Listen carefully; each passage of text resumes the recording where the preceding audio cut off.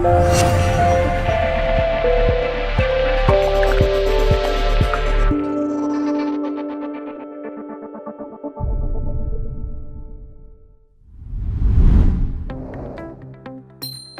there, and welcome to this video tutorial from SolaX Power.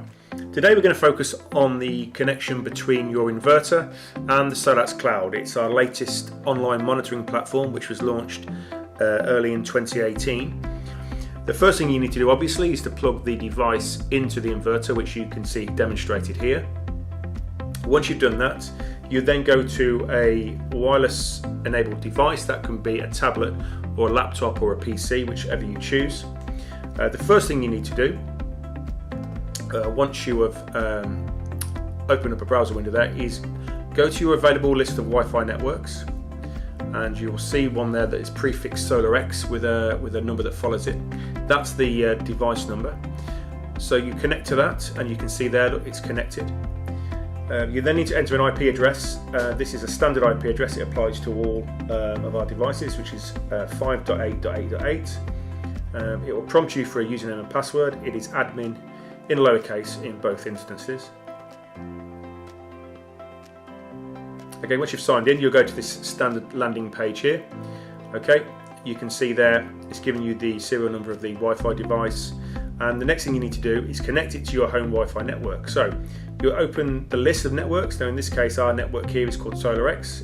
Yours will be obviously whatever it is you normally connect to. Once you've selected that, you put in the Wi-Fi key. So this is your normal wireless password.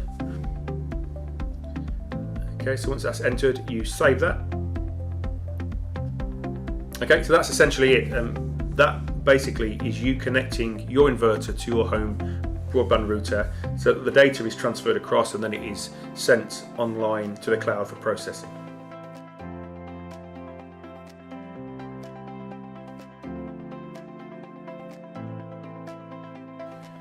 Okay, so now we're going to move on to stage 2. So before we do that, it's always worth going back into the landing page for the inverter, and just to see that there's an IP address been assigned. That's a local IP, so that's your router assigning dynamically an IP address to the inverter. In this case that's been done, so we can see that. So now we can disconnect from the inverter and go back onto our normal Wi-Fi now. So we're back online. Okay, and we go to the SolaX Cloud website, which as you can see is www.solaxcloud.com. I'm going to click sign up. Okay, so here I'm just setting up a test site here, so I'll just put in some generic entries here. The important thing is the registration number. So that's the number that you will note is shown at the end of the SSID for the inverter. So we saw it earlier where it's, in fact we'll just show you now. You've got SolaX and then there's a number that follows it. That's your registration number.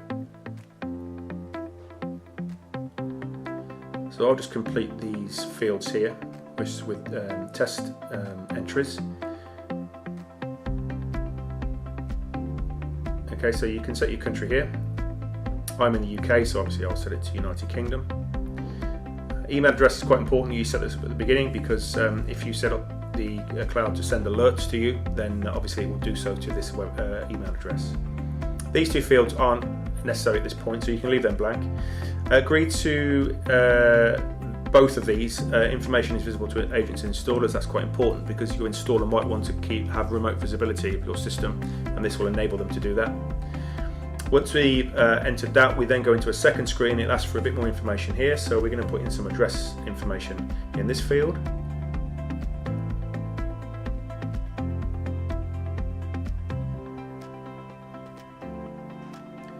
Okay, the time zone, obviously just scroll through the list until you get to the correct time zone. We're obviously going to set it here to UTC 0, which is time zone for London. And again, just enter your country name here.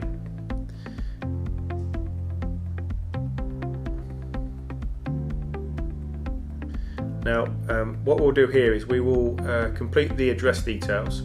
You can click allow there. The map should auto-locate to the details you enter. Occasionally it won't, in which case in a second I'll show you basically how to move the map marker to your precise location, because it doesn't always auto-locate depending on your browser settings and security settings. Just below this field here where we enter the town name, it's going to ask us for our system size, so we're going to say here we have a 4 kilowatt system, which we'll do in a second. Firstly, we're going to just move the map marker to the precise location. This is in case it doesn't auto-locate for you. So as I said, we're going to go down here and just put in a system size, which is 4 kilowatt. We complete that, and that's then done. So we then log in using the username and password we set during the sign up process.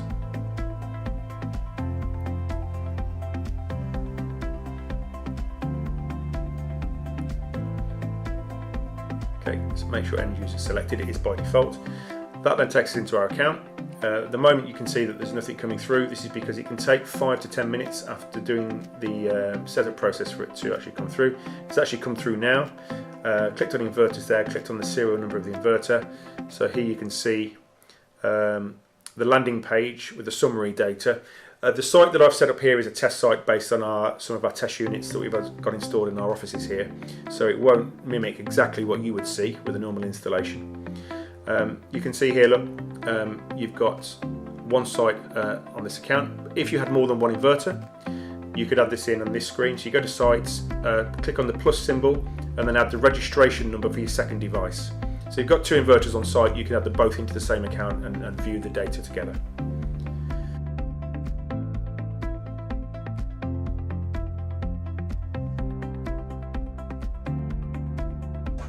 Okay, so we're going to move on to stage 3, which is just to cover some basic issues that people encounter when they try and set the connection up between the inverter and the router. So some basic troubleshooting really. There's a few things that you might need to be mindful of. The key thing really, when you go back into this landing page, so we're back here to stage 1.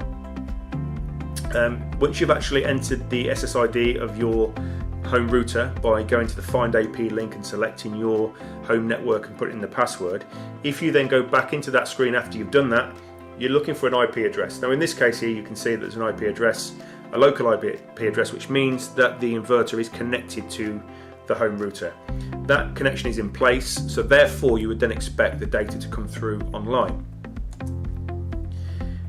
If you don't see a number appear there, then there isn't a connection. So what you need to do there is just check a couple of things. In some cases you will get a Wi-Fi signal broadcast on 2 different frequencies, 2.5 gigahertz and 5. Now in most domestic setups, those 2 frequencies will be broadcast under the same network name or SSID. So you only need to select your network name and put your password in as normal. On some routers, it'll actually broadcast the 2 different frequencies on 2 different SSIDs. So you'll have your SSID appear in this list twice. One will be a 2.5 gigahertz connection and one will be a 5. It won't generally work well on a 5 gigahertz, so you need to make sure you select the 2.5. If you're not sure which is which, if you've tried it and the process has failed and you haven't got a connection, then simply try the other SSID in this list that relates to your home network. Give that a try. Again, put the password in, save that configuration, and then go back in to see if an IP address has been assigned to the inverter. Now another issue that you may encounter, now this is a known issue that may be resolved in a future software update. It's something to be mindful of, however. The SSID, and now if you look at this one here, now this is a network name for a business adjacent to us, so it's nothing to do with us, but you'll see here that the network name has a space. So where it has 2020, there's then a space and then the word series.